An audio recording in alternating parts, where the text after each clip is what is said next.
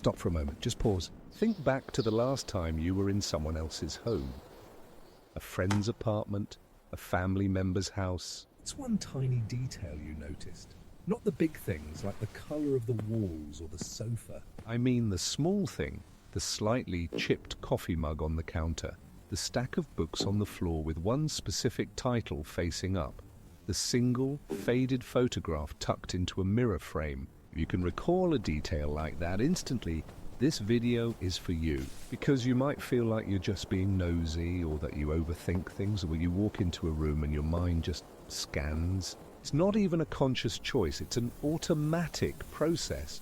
You're absorbing data, the worn-out spine on a cookbook, the type of plants they keep, and if they're thriving or wilting. You might have told yourself this is a weird quirk, a form of social anxiety, or just a noisy brain. But what if I told you it's one of the clearest signs of deep, profound empathy? You're not just seeing objects, you're seeing stories. You're unconsciously gathering clues about the inner world of the person who lives there. Let's break down the mechanics of this. Our brains are wired for connection. For highly empathetic people, that wiring is especially sensitive. There are two key types of empathy at play here. First, cognitive empathy, the ability to understand another person's perspective. When you see that worn-out armchair, your brain doesn't just log old chair. It thinks, this is a place of comfort. This is where they relax after a long day. This spot is important. Second, there's affective empathy, the ability to feel what another person is feeling. The stack of self-help books by the bed doesn't just say they read. It might give you a faint echo of their struggle, their desire for growth, their vulnerability. You are subconsciously using their environment as a language to read their emotional state. This is often a trait of a highly sensitive person, or HSP. HSPs process information more deeply than others. Your brain doesn't just take a quick snapshot of a room, it takes a long exposure photograph. Every detail, every shadow, every small object is registered and considered. This can feel overwhelming. It can feel like you're carrying the emotional weight of a space. But this deep processing is not a flaw. It's a tool for understanding. The key is to learn how to manage this flow of information so it serves you instead of draining you. So how can we do that?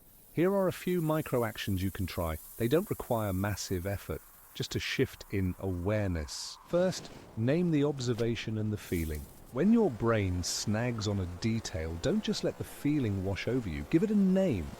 For example, I see a wilting plant. I feel a sense of neglect or sadness. This simple act of labeling moves the experience from the emotional, automatic part of your brain to the conscious, analytical part. It gives you a sense of control. It's the difference between being in a chaotic river and standing on the riverbank, watching it flow by. Second, practice the one-object meditation. When you enter a new space, instead of letting your eyes dart everywhere, consciously choose one single object to rest your attention on for 10 seconds. It could be a lamp, a picture frame, a book, just one thing. This trains your attentional muscle and proves that you can direct your focus rather than being a victim of it. This calms the sensory overload and brings a sense of peace to the act of observation. Third, shift from what to why. Your mind has gathered the what, a collection of mismatched handmade mugs. The next step is to gently shift your curiosity to why. Why might these be important to them? Perhaps they were gifts. Perhaps they made them themselves. Perhaps each one represents a different memory. This transforms your observation from an inventory of objects into an act of compassionate curiosity. It builds a bridge to understanding the person. And finally, a fourth, slightly more advanced step: verbalize with permission. If the moment feels right, you can turn your private observation into a point of connection.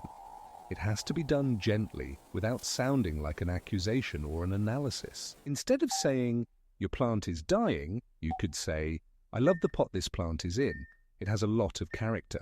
Instead of, "You have a lot of books on anxiety," you could say, "I see you're a reader. This is a fascinating title. What did you think of it?" This invites the other person to share the story behind the detail, turning your observation into a shared experience. But now, for the most important insight of all, the one thing I really want you to take away from this. Your tendency to notice these tiny details is not a bug.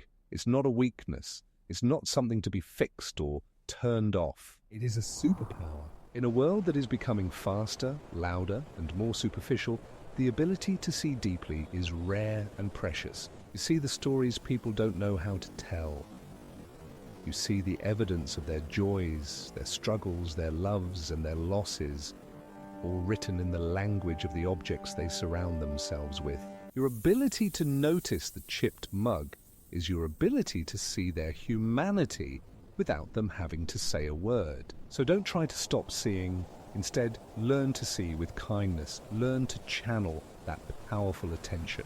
The goal isn't to notice less. The goal is to be overwhelmed less. Embrace it. Your deep noticing is a quiet act of love in a world that desperately needs more people to pay attention. Just slow down and keep noticing.